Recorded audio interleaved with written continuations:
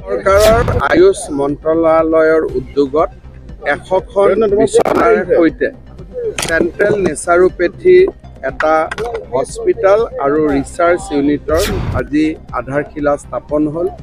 প্ৰধানমন্ত্ৰী নৰেন্দ্ৰ মোদী ডাঙৰীয়াৰ আশীৰ্বাদত আৰু কেন্দ্ৰীয় মন্ত্ৰী সৰ্বানন্দ সোণোৱাল ডাঙৰীয়াৰ প্ৰচেষ্টাত অসমে নতুন বছৰত এটা সুন্দৰ উপহাৰ পালে। মই মোদী ডাঙৰীয়াক ধন্যবাদ জনাইছোঁ, সোণোৱাল ডাঙৰীয়াক ধন্যবাদ জনাইছোঁ আৰু আমি সকলোৱে চেষ্টা কৰিম যাতে নিৰ্ধাৰিত সময়ত এই হস্পিটেলখনৰ নিৰ্মাণ সম্পূৰ্ণ হয়। এই হস্পিটেলখনৰ নিৰ্মাণে মেডিকেল টুৰিজিমৰ এটা যথেষ্ট সহায়ক হ'ব আৰু কম খৰচতে আৰোগ্য লাভৰ এটা নতুন পথো ডিব্ৰুগড় আৰু উজনি অসমৰ ৰাইজৰ বাবে উপলব্ধ হ'ব।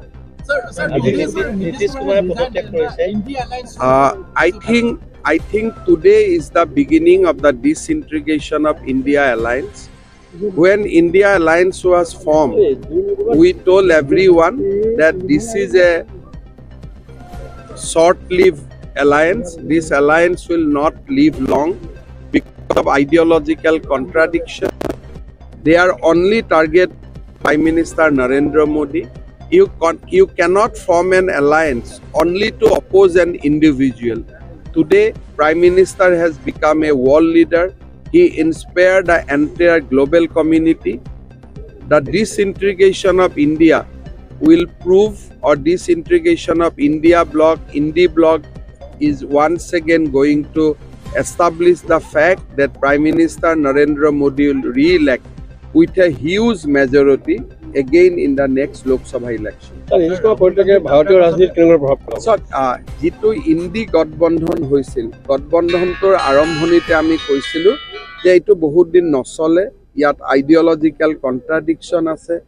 এজন ব্যক্তিক বিৰোধিতা কৰাৰ কাৰণে এটা এলায়েন্স কেতিয়াও হ'ব নোৱাৰে। অসমতো এখন তালিকাক লৈ তেওঁলোকৰ মাজত খোৱা কাম মই সেইবিলাকত কমেণ্ট নিদিওঁ। এইটো কংগ্ৰেছৰ তালিকা, কংগ্ৰেছেই জানে তালিকা শুদ্ধ ইয়াক লৈ মোৰ কোনো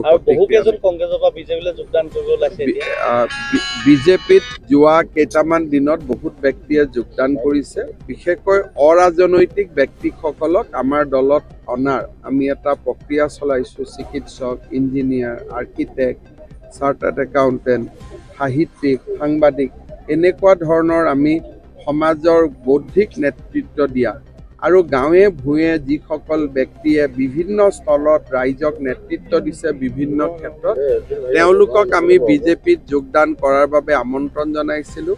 আমাৰ আমন্ত্ৰণত সঁহাৰি দি যোৱা এটা পষেক ৰাজ্যজুৰি বিভিন্ন যোগদান প্ৰক্ৰিয়া চলি আছে। তাৰে অংশ হিচাপে আজিও গুৱাহাটীত এটা যোগদান প্ৰক্ৰিয়া আছে। যিসকলে আমাৰ দলত যোগদান কৰিব আজি তেওঁলোকক মই শুভেচ্ছা জনাইছোঁ।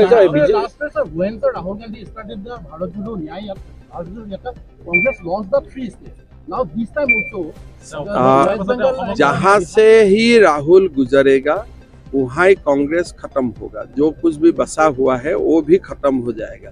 Because he is so uninspiring, so much arrogant. उनका कोई लीडरशिप का क्वालिटी है ही नहीं। जहाँ में वो पाव रखेगा वही इलाका बीजेपी के लिए एकदम बढ़िया हो जाता है। वो बीजेपी का सबसे बड़ा स्टार कैंपेनर है। न्याय যাত্ৰাৰ পিছত এতিয়া বিজেপি 12টা 14টা নহয় 11:30টাই আছো। আন্দোলনৰ নেতা নেতৃত্ব দিয়া দীপাংকৰ নাথেও বিজেপিত আহিছে।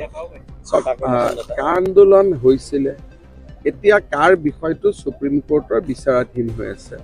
সুপ্ৰিম কোৰ্টে যিয়ে জাজমেণ্ট দিব তাক বিজেপিও মানিব, আন্দোলনকাৰীসকলেও মানিব, আন্দোলন বিৰোধীসকলেও মানিব। গতিকে এতিয়াতো আৰু কাৰ প্ৰাসংগিকতাটো নাই, গোটেই বস্তুটো সুপ্ৰিম কোৰ্টৰ